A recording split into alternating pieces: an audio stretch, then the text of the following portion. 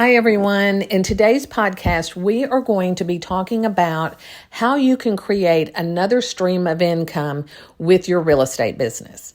So what we're going to talk about today is focusing on lower price homes and then looking at those homeowners to see if they are ready to transition to a bigger home, a better neighborhood, a better school district, whatever that case may be.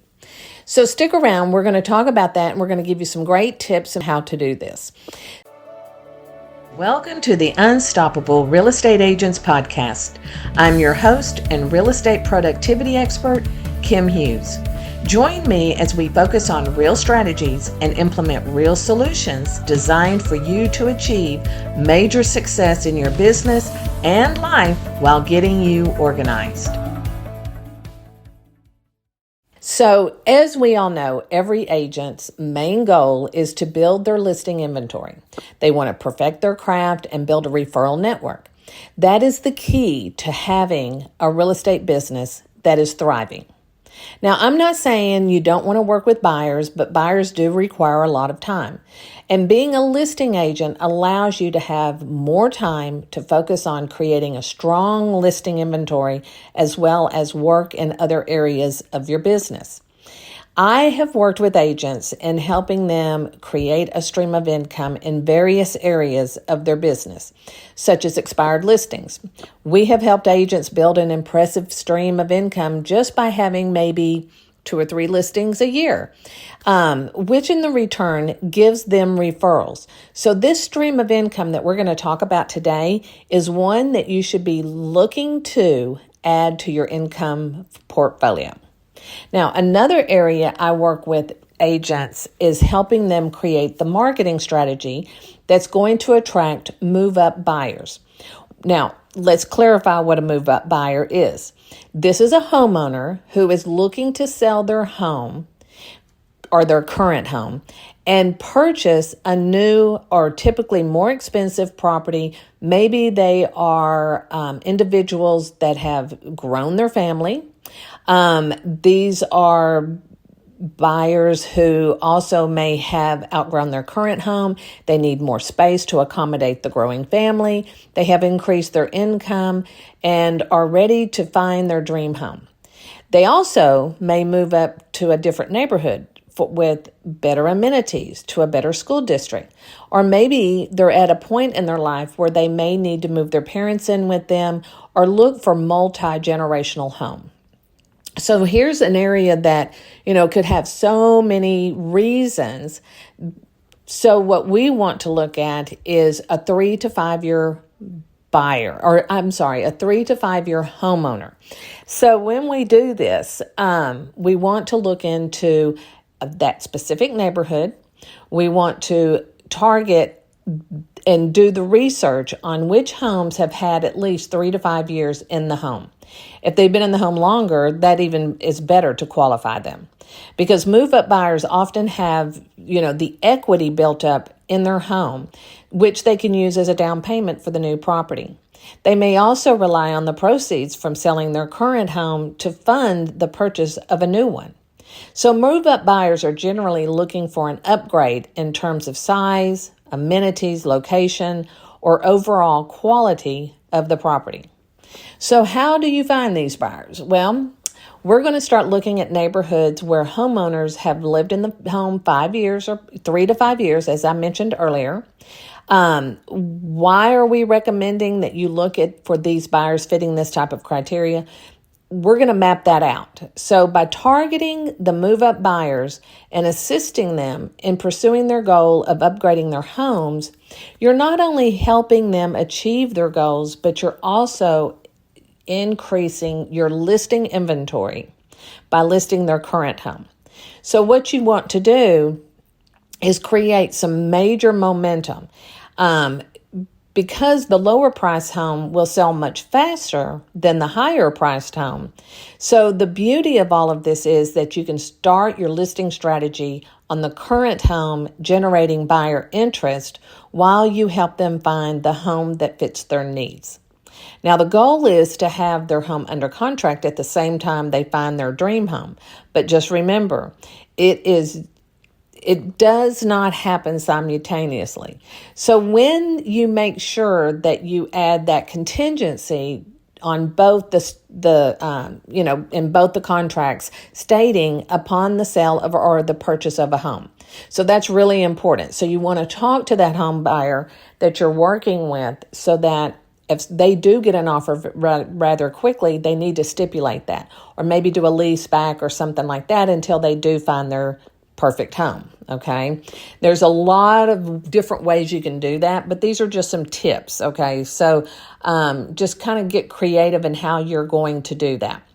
So this is a great way to build your brand in a specific neighborhood. It helps you develop relationships. It will also create a huge referral business for you. So what we want to do here is break down all the obtainable steps. So the first thing you're going to do is choose the neighborhood you want to farm to find that lower price home buyer. And then you want to do the research on how long they've been in that home. So, 1 to 2 years, they may not be ready, but 3 to 5, that's where I'm thinking your sweet spot is as far as finding those that are interested in moving up. And regardless of what the interest rates are. So, the biggest thing with a buyer is, well, it's the interest rates. We're going to wait till they go down. Well, as we all know in this industry, interest rates fluctuate.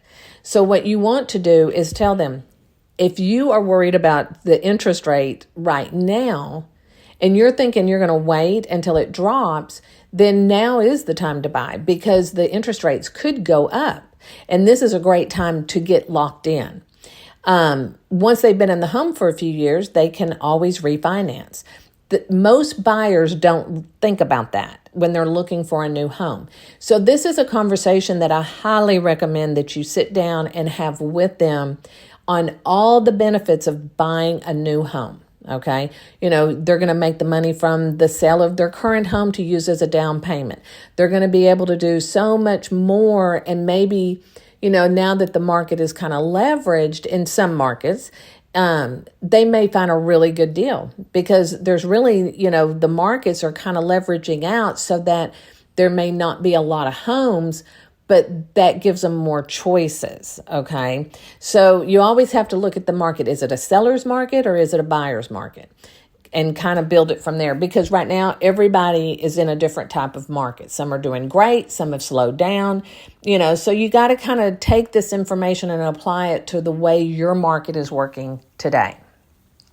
So what I want you to do is look, once you've looked at these neighborhoods, pick the neighborhood, do a market analysis, and then create your postcards and start connecting with them on social media. So these are 3 things that I'm already telling you to do. So create your market analysis so that you're ready to show it to them of what they could sell their home for today. So if they've been in the home for 3 years, they may have really gotten a good price on it to where now if they sell, they may make a bunch of money, because the prices have gone up so much. So keep that in mind. And then I want you to create your postcard campaign and farm to that neighborhood. Now, my rule of thumb is 8 to 10 postcards, 1 per week or 1 every other week. And you're targeting to the home seller, but you're also talking to them as a buyer. So you kind of have to be, kind of going through their brain thinking you're ready to move up. You've had 3 kids or your in-laws have moved in with you. You're cramped. I got a new job. I can afford now to buy a new home or a bigger home. So kind of talk to them in that way. Okay, so we have a seller postcard campaign. And if you're interested in it, I'll leave the link below. And this is a really good postcard campaign that can get you in the door. That's the key, is just to get you through the door, to sit down with them and explain to them how you can work this for them. And then kind of build it from there. And then I want you to create a strategy that you're going to present to them to get their first home on the market. So they understand that, okay, I'm ready to buy, but I now got to sell. Okay, so you kind of have to go in there prepared both ways. So I want you to have your pre-listing presentation, I want you to have your listing presentation, and your buyer presentation. Okay, so these are 3 things that you need to be ready to talk about immediately when you're sitting down with them. But I want you to focus on getting them to buy, okay? Because if they're going to buy, they're going to sell. So don't talk about trying to sell their home first. Let's talk to them about, are you ready to move up? That's a really important little piece right there that makes this program so successful. Then I want you to see if you can find them on social media and connect, Facebook, Instagram, LinkedIn, Pinterest. These are great ways that you can connect with people in that neighborhood. Okay. So here's some other things that I want you to consider is have a lender ready, so that if you go into that home and that homeowner is saying, yeah, I'm ready to buy, but then let me introduce you to my lender. Discuss the importance of evaluating the current financial situation that they're in to make sure that it's a good time for them to sell and buy. Because you don't want to go in there just trying to get them to be buy when their financial situation may tell you otherwise. So the goal here is to walk into that appointment, sit down and have a real conversation with them. And if their financial situation is not where it could be, then maybe start working with them on what they need to do to better that financial situation. Maybe they need to pay off credit card debt. Be there to help them figure that out. And your lender will help them figure that out. But you, as the agent, should be a little bit more hands-on because this will be a potential buyer/seller in the future. They may not do it the minute you walk in the door, but let's say 3 months, 6 months down the road, if you nurture them in the right way, then they're going to come back to you and say, yeah, you know what? You helped me so much with this. I'm ready to go. So keep that in mind as you're talking to them. You may not get an immediate listing. You may not get an immediate buyer, but looking at their financial situation, that's going to tell you a whole lot about what's going on there. And then I want you to explore the factors to consider when determining if it's the right time for them to move up, which I just said, let's talk about the financial situation. What's going on with the family is, it could be a situation where maybe the wife is pregnant and they don't want to move until that baby's born, or maybe they want to hurry up and move before the baby's born. So you can have all these scenarios going on. And just let me throw this in. It just kind of popped into my head. If there's a way for you to find out who's having babies, that's a great market. To go into, first time, parents, second time, if you could tap into a way to find out who's having babies in the neighborhood, then those may also be people that can help you, that will also be ready to sell in order to buy because they're ready to move up. So that's just kind of a side note. I'm not real sure how you would get that information, but if you think about it, you might know somebody that could help you get that information and then kind of build a campaign on that. Then, of course, like I said, go into social media, see what's going on in their lives, connect with them, make comments. And then when they see you commenting on, oh, we just had a baby. Oh, our mother-in-law just moved in with us. Things like that will help you understand where these buyers are sitting and what their goal is just by having conversations on social media. And, one thing I will say about social media is, it has its pluses and its minuses, but the plus is that, like with me, I have family all over the country. So I'm real active on my personal account so that I can keep my family members updated on what's going on in our lives, our children's lives, what's going on with the grandkids. So you could learn a whole lot about me by just seeing what I'm posting about my family. And that could tell you a whole lot right there about who I am and where I am in my stage of life if I'm ready to, buy and sell. So that's just something to keep in your mind. So if you have a social media manager that's running this for you, this I don't recommend having them do. This is something that I recommend that you kind of sit down and look at it yourself and see what's going on, because you're going to be right there in the moment of what you can do, okay, to help them. Okay, then let's provide the tips of assessing the existing property value and the equity. Because again, as I mentioned before, they may say, I'd love to buy a home, but I just don't have the down payment. Well, if you can sell this home will give you the equity to go buy a new home. So that is something that is really important to discuss with these buyers because, again, they don't think like that. They don't think that they have, $20,000 in a savings account to go buy a new house, but they may have $20,000 in equity in their home when they sell it. So it's showing them the different ways that they can get that down payment. Okay. Also, you want to discuss maybe potential finance implications of upgrading to a higher price home.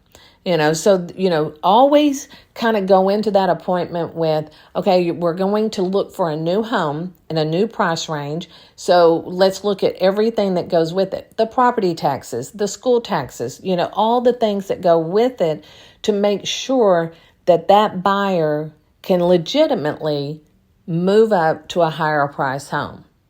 And again, by selling their home, is that going to benefit them in the purchase of their new home? This to me is really, really important. And I'll just share this real quick. Back when my husband and I got married, we got married in 83. We had our first son in 87. At that time, we lived in an apartment. We were ready to buy a home. So when we went and talked to the lender said, now keep in mind, this is 1987. The lender was telling us, oh, y'all qualify for $150,000 to $200,000. Well, back then, those type of homes probably would be $600,000 to $800,000 now. So we looked at him and said, that's great. We love that we qualify for that much, but our bank account tells us what we can afford. We know what we can afford. And we did not want to go over $80,000. And so we moved into a starter home community. So you have to be realistic on, what they qualify for and then have that conversation. You qualify for this, but in your mind and in your bank account, what do you feel like you can afford?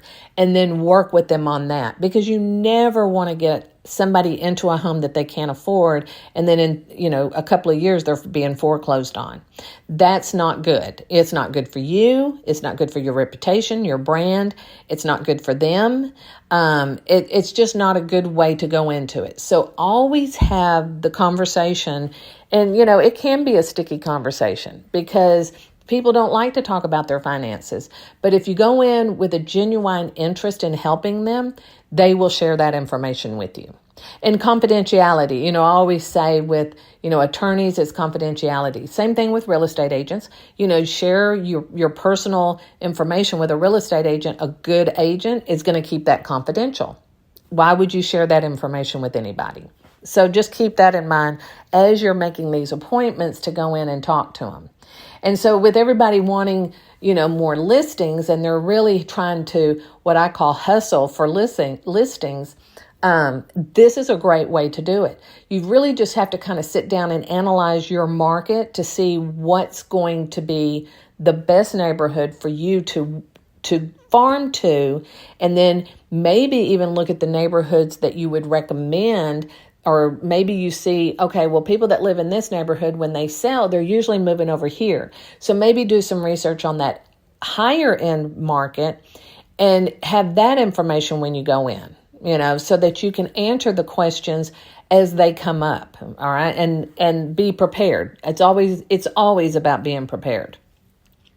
And then I want you to, create a detailed plan for achieving their goals. So now that they've shared everything with you, what's that plan? What's the plan on getting them into that bigger home and selling their other home, the home they're in now?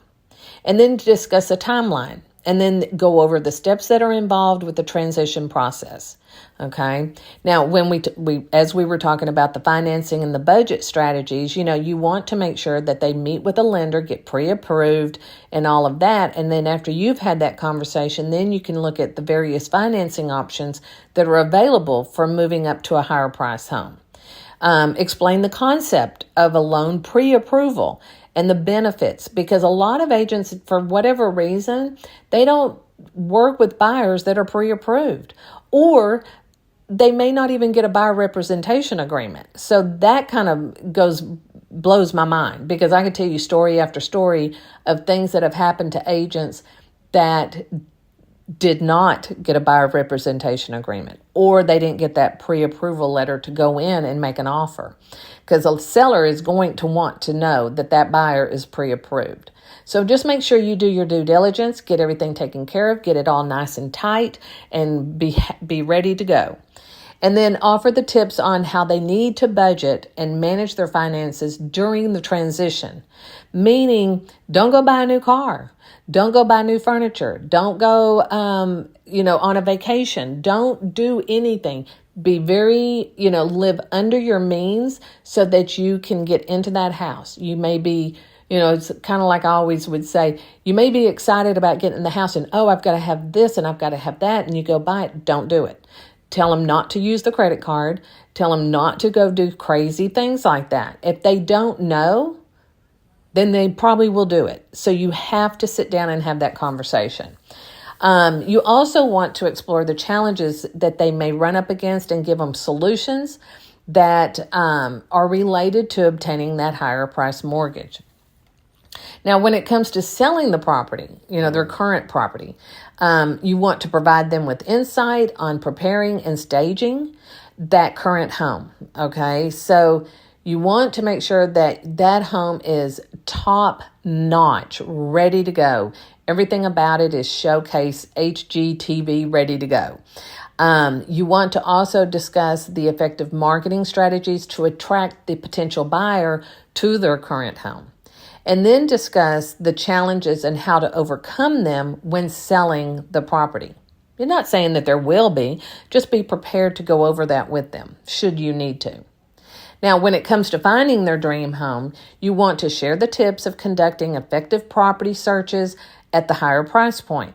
So, you got to hear what they want and then help them find it. And, I always say, try to look at what they're wanting at that price level, because a buyer is going to think that they want more than what they can really afford. So you got to kind of bring them back down and say, you know what, I know you want that $1 million home, but let's look at a $600,000 home.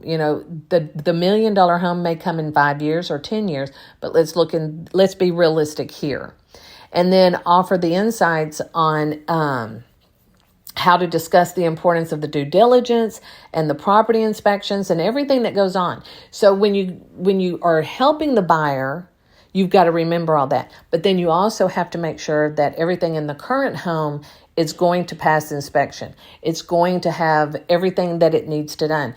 And I would even throw this out there that if you can talk to your title companies and try to see if there's any liens on that property before, you can take care of those liens before you list it. I have heard agents tell me that, they ran into nightmares at closings, and you may have as well. I know that when we were getting ready to sell our property, we went to the title company and said, we want that pulled because we wanted to make sure that there's no liens, because we inherited the property. It was generational. And so we wanted to make sure there were no liens on that property. And we cleared, so that when we went to the closing table, we didn't have a problem. So we ended up not selling it. We ended up staying there, and so glad we did. But, that was just something we, in the business I'm in, I knew to go do that. And then, so just kind of keep that in mind. These are all tips. I'm not saying you have to do them. They're just tips. And you may not be able to do this in your state, and that's okay. But it's giving you the information so that once you go under contract or once you list that property, you know, here's what we need to do. And you can explain that to the buyer and educate them and walk them through this process to make it so simple, so enjoyable that when they close, they're going to refer you and they're going to come back to you to buy their next property. And I'll even throw this in there. I have worked this system with some of my past clients. And we are just amazed at the response that they get. I mean, I have one agent and she came to me about maybe 7 years ago and was looking for another way because she said, we have so much competition. I'm trying to figure out a way that I can be ahead of the competition. And so we came up with this strategy and it was working. And we were like, wow, this is cool. This is great, you know. So this strategy that I'm sharing with you, it's tried and true. You know, it's a proven system. You just have to look at it for your market to see what it is that's going to work for you. And you have to create your own strategy, your own checklist, and everything that goes with it, and do your due diligence so that you are prepared to walk in representing a buyer, but knowing that you're going to also get a listing. Okay. Let's see, what else can we talk about? Okay, so when the move is ready, discuss the logistics of moving to the higher price home. You know, what's involved? You know, what do we need to do here? A lot of buyers don't know what to do, and they will not do anything until it's almost closing. And then they're going to be running around trying to get everything done. So kind of guide them through that, because you have to remember, they're not only trying to keep the house nice and clean and neat for showings, but they also have to start packing and getting ready to sell. I mean, to move into their new home. So they're doing double duty here. So this is where you could really shine in helping them kind of maneuver through that whole sequence. Okay. Give them tips on coordinating the move and hiring professional people. So, you know, professional people meaning if they need to paint a room, hire somebody. If you can afford it, hire somebody. Take a weekend. Maybe you go over and help them do something. You know, maybe go help them paint a bedroom.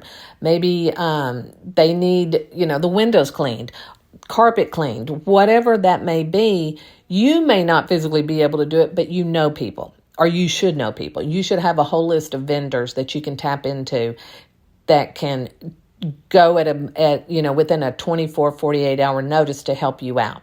And that relationship should be good, but that's another podcast.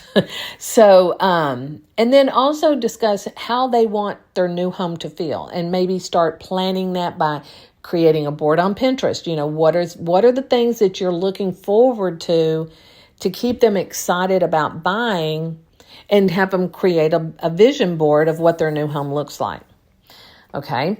So just make sure that, you know, you do your due diligence. You know, that's my biggest thing is you really want to sit down with them, listen to what they're saying, hear what they're telling you, and then move from there on how you build that relationship.